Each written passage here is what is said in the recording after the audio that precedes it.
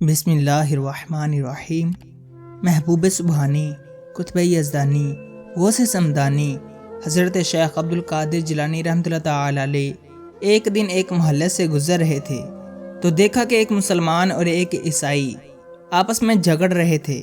آپ نے جھگڑے کا سبب پوچھا تو مسلمان نے کہا کہ یہ عیسائی کہتا ہے کہ میرے نبی حضرت عیسیٰ علیہ السلام تمہارے نبی حضرت محمد مصطفیٰ علیہ السلام سے افضل ہیں، اور میں کہتا ہوں کہ میرے نبی حضرت محمد مصطفیٰ صلی اللہ علیہ وآلہ وسلم افضل ہیں۔ یہ سن کر آپ نے عیسائی سے فرمایا کہ تم اپنے نبی کی فضیلت کی کوئی دلیل پیش کرو۔ نصرانی بولا، میرے نبی کی فضیلت کی دلیل یہ ہے کہ وہ مردوں کو زندہ کر دیا کرتے تھے۔ یہ سن کر حضرت محبوب سبحانی نے فرمایا کہ میں نبی تو نہیں ہوں، بلکہ اپنے نبی کریم صلی اللہ علیہ وسلم کا غلام ضرور ہوں۔ اگر میں مردہ زندہ کر دوں تو تم مسلمان ہو جاؤ گے؟ اس نے کہا ہاں۔ پھر آپ نے فرمایا مجھے کوئی بہت پرانی قبر دکھا تاکہ تجھے ہمارے نبی کریم صلی اللہ علیہ وسلم کی فضیلت کا یقین ہو جائے۔ نصرانی نے آپ کو ایک بہت پرانی قبر دکھائی تو آپ نے نصرانی سے خطاب کرتے ہوئے فرمایا کہ تمہارے نبی کس کلام سے مردے کو زندہ کرتے وقت خطاب فرماتے تھے؟ نصرانی نے کہا کہ میرے نبی کم باذن اللہ کہا کرتے تھے۔ آپ نے فرمایا یہ صاحب قبر دنیا میں گانے بجانے کا کام کرتا تھا، اگر تو چاہے تو یہ گانا گاتا ہوا اٹھے، میں بھی یہ کر سکتا ہوں۔ نصرانی نے کہا ہاں ایسا ہی ہونا چاہیے۔ آپ نے قبر کی طرف متوجہ ہو کر فرمایا کم باذنی۔ قبر پھٹ گئی اور مردہ زندہ ہو کر گاتا ہوا باہر نکل آیا۔ جب نصرانی نے یہ کرامت دیکھی تو آپ کے دست حق پرست پر اسلام قبول کر لیا۔ اسی طرح بیان کیا جاتا ہے ایک عورت کا بچہ دریا میں ڈوب کر جاں بحق ہو گیا۔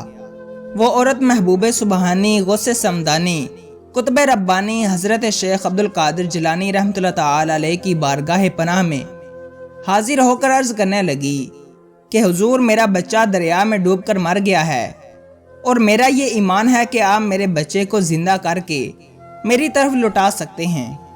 آپ نے فرمایا تو اپنے گھر واپس چلی جا، تجھے تیرا بچہ مل جائے گا۔ وہ گھر گئی مگر بچہ نہ ملا۔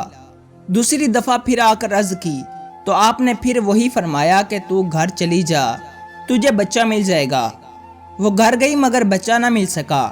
پھر تیسری دفعہ روتی پیٹتی آئی تو آپ نے مراقبہ کیا اور اپنے سر مبارک کو ہلایا، پھر سر مبارک کو اٹھا کر فرمایا تو گھر چلی جا، تجھے تیرا بچہ گھر میں ہی مل جائے گا۔ جب وہ تیسری بار گھر آئی تو بچہ گھر میں موجود پایا۔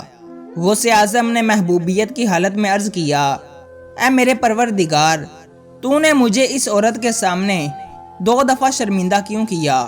ندائے باری تعالی ہوئی کہ تیسری کلام سچی تھی، مگر پہلی مرتبہ ملائکہ نے اس کے اجزائے متفرقہ اکٹھے کیے، اور دوسری مرتبہ میں نے اس کو زندہ کر دیا، اور تیسری مرتبہ میں نے اسے دریا سے نکال کر گھر پہنچا دیا۔ حضور غوث اعظم نے عرض کیا باری تعالی، تو نے دنیا کو کن سے پیدا فرمایا اور اس میں دیر نہیں لگی۔ قیامت کے دن بے شمار اجسام کے اجزاء کو ایک لمحے میں جمع کر کے اکٹھا کر دے گا، اور یہ جسم کے تمام اجزاء اور زندہ کرنا اور گھر پہنچانا تو ایک جزی ہے، آخر اس تاخیر میں کیا حکمت ہے؟ رب قدیر کی طرف سے خطاب ہوا جو مانگنا ہے مانگ، ہم تیری دل شکنی کا بدلہ دیتے ہیں۔ یہ خطاب سن کر محبوب سبحانی سجدے میں چلے گئے اور عرض کیا الہی میں مخلوق ہوں اور میری طلب بھی مخلوقیت کے موافق ہونی چاہیے، اور تو خالق ہے اور تیری عطا بھی تیری عظمت و خالقیت کے موافق ہونی چاہیے۔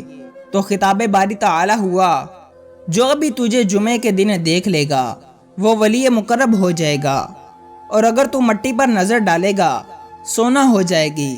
عرض کیا الہی مجھے ان دونوں باتوں سے کوئی نفع نہیں، مجھے ایسی شے عطا فرما جو اس سے بھی اعلیٰ ہو اور میری موت کے بعد بھی باقی رہے، تاکہ لوگوں کو دنیا اور آخرت میں نفع دے۔ پس آواز آئی میں نے تیرے ناموں کو اپنے ناموں کے برابر ثواب اور تاثیر میں کر دیا، جس نے تیرے ناموں سے کوئی نام لیا گویا اس نے میرا نام لیا۔